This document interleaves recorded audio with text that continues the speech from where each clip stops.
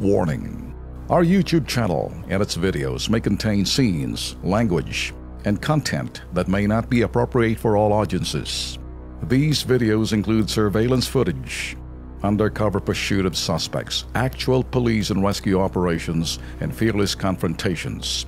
If you do not approve of the content, please do not watch our videos. If you wish to continue, we strongly advise that you proceed with caution. Viewers' discretion is advised. Isang OFW si Caroline Baronia, ito ho'y nasa Aba, Saudi Arabia, umalis noong June 12, 2016. 3 buwan na hindi pinapasahod. Sinasaktan ng 2 amo. Babaeng amo, lalaking amo, mga halimaw na amo. Tumawag siya sa kanyang foreign recruitment agency pero hindi siya pinapansin. Narito ang kanyang pinadalang panawagan. Humihingi po ako sa iyo ng tulong. Hirap na po ako dito. Sa mga amo ko po at sinasaktan po nila ako.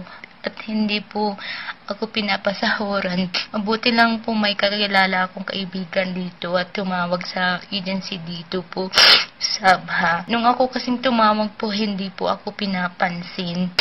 And then naulit naman po, 3 months hindi po ako pinapasahuran.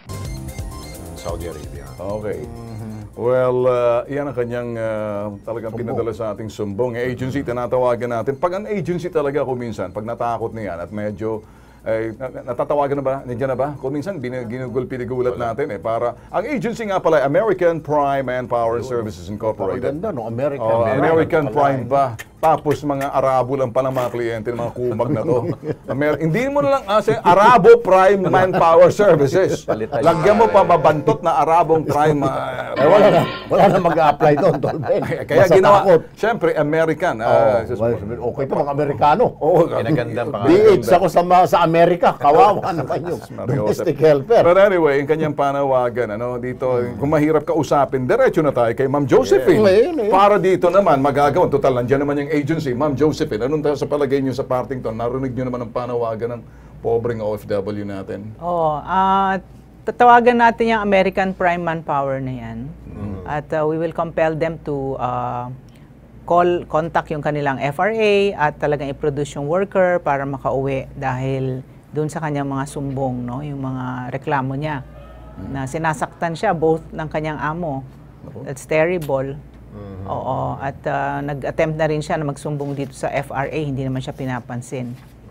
So we also call the attention of the PRA, dapat hindi ganun yung FRA attitude ng FRA. Alam mo, Ben, yung sinerch ko yung yung Aba Saudi Arabia. Isa palang bundok yung probinsya. Ay, naku.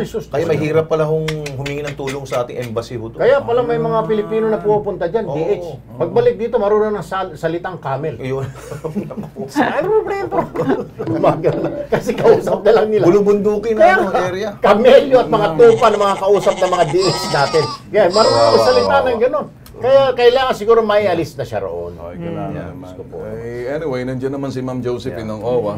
At compelling. Pag sinabing compel, talagang minamandohan na. Kaya kailangan na yan. Kaya mga agency na ganyan, Sus Mario Joseph.